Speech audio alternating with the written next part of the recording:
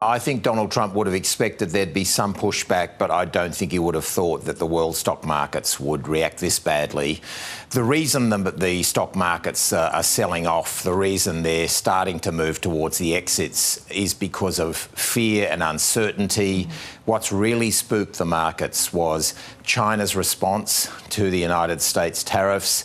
China at the weekend, of course, said, OK, you're putting 34% tariffs on us. We put 34% tariffs on every American good. We know you want rare earths. That's what clearly Donald Trump and the US wants.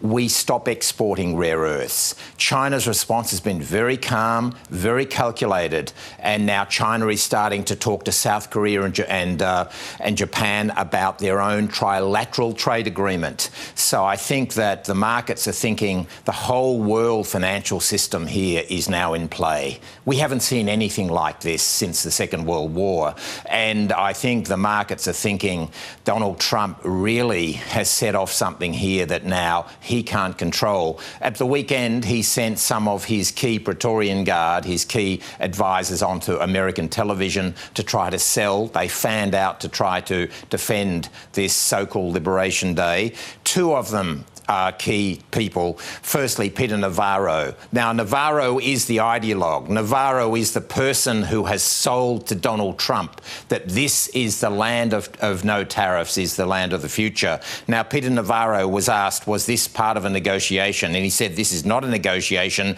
but we're always willing to listen.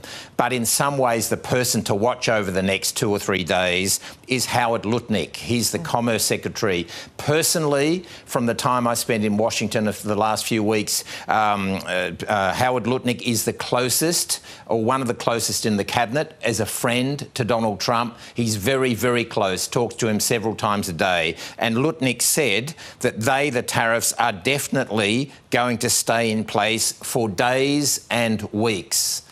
And I think that's the first indication from the president via Howard Lutnick that Donald Trump's prepared to see this only as a thing for days and weeks, perhaps not permanent.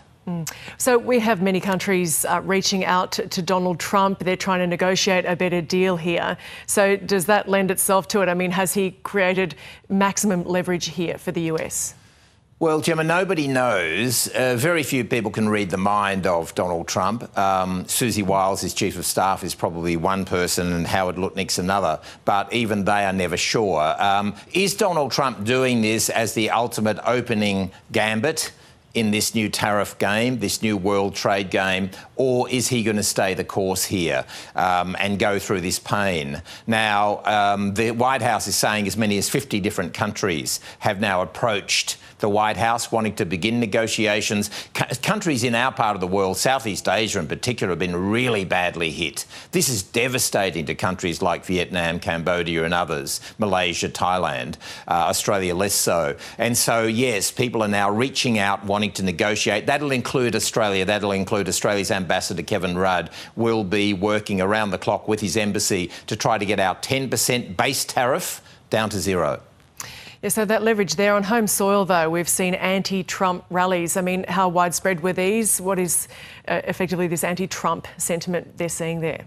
So far, Donald Trump's base is still solid. It's only early. It's 2.5 months into his presidency.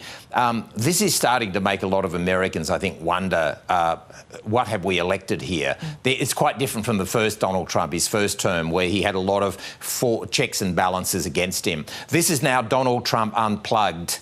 This is the real Donald Trump. He's going for broke, and I think a lot of Americans, the veterans in particular, who are losing their jobs, the whole Elon Musk, Doge is going through various bureaucracies. Veterans in particular have been hard hit, and Americans haven't yet started paying more money for their goods that are coming in. When that happens in the next few weeks, I think that Donald Trump's base, but the American public, their 401ks is what they call their superannuation accounts in the United States, they are being smashed. And I think middle America and wealthier America are going, and his mates in the high-tech industry, companies like Apple, Nvidia and others are copping it big time. So I think the Jeff Bezoses of the world and the Apples and all of those big high-tech titans are going to be shaking their head with him. Elon Musk's wealth's being eroded for different reasons with Tesla. that I think the American public are going to start to say to Donald Trump, you are making our retirements much poorer. The amazing thing is here, because of one person, Donald Trump, Australians, the superannuation accounts of Australians are falling by the hour. It just shows you the raw power of Donald Trump.